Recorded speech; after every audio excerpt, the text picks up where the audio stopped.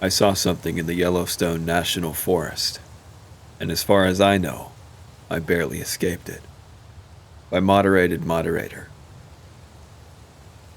It was the fall of '94, when my dad and I decided to go camping at Yellowstone. We planned to stay at a cabin the first night, then leave for the forest and camp there the second and third. The cabin was fine, cozy, but a bit rustic.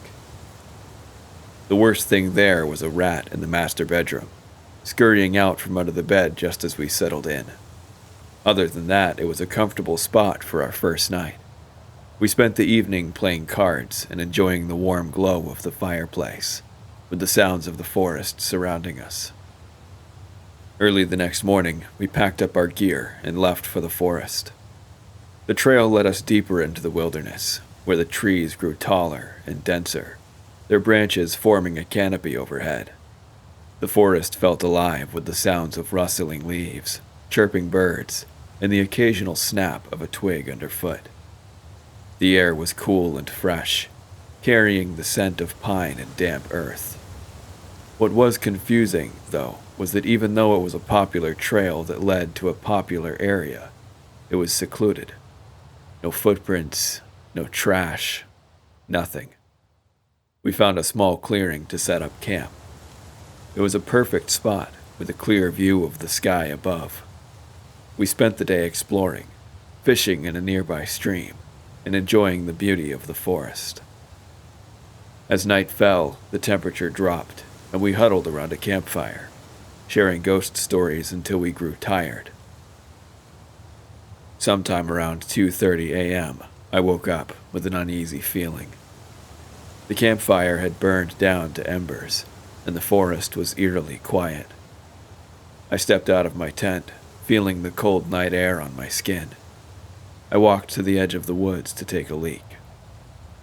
As I was finishing up, I felt a sudden chill that wasn't just from the cold. I looked up and saw it.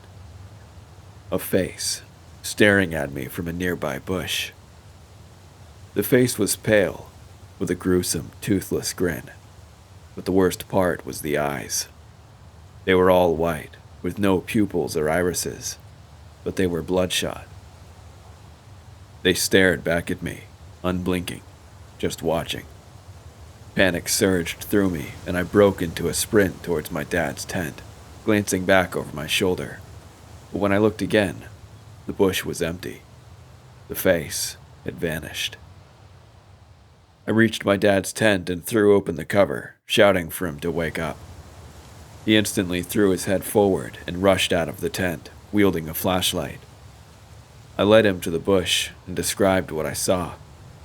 He looked around, shaking his head, and told me there was nothing there, and to go back to my tent and try to sleep. But then, as he glanced around the clearing, his face turned pale.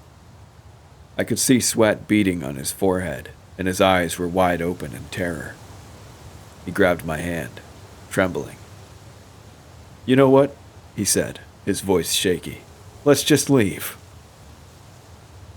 I didn't understand why he suddenly changed his mind, but I knew he had seen something. Something that frightened him even more than what I had seen. I started to walk towards my tent to grab my stuff, but he stopped me, saying to leave it. Confused, but trusting him, I followed him as we quickly made our way to the nearest ranger station. It wasn't far, and we had a flashlight, but I clung to him the whole way. When we reached the ranger station, my dad spoke to a ranger, describing what he had seen. I couldn't hear the conversation clearly, but I saw the ranger's face grow pale. He offered to escort us back to our car, and my dad accepted immediately. When we reached the car, we drove off, without looking back.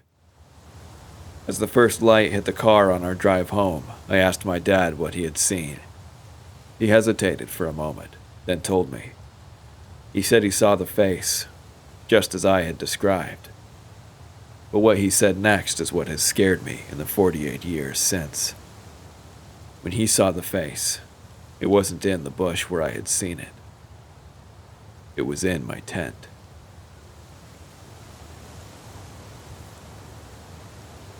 Thank you guys for listening to this story by Moderated Moderator. I hope you enjoyed. If you did, please like and subscribe. And if you have a story of your own, please email me at awfultoastreads@gmail.com. But until next time, goodbye.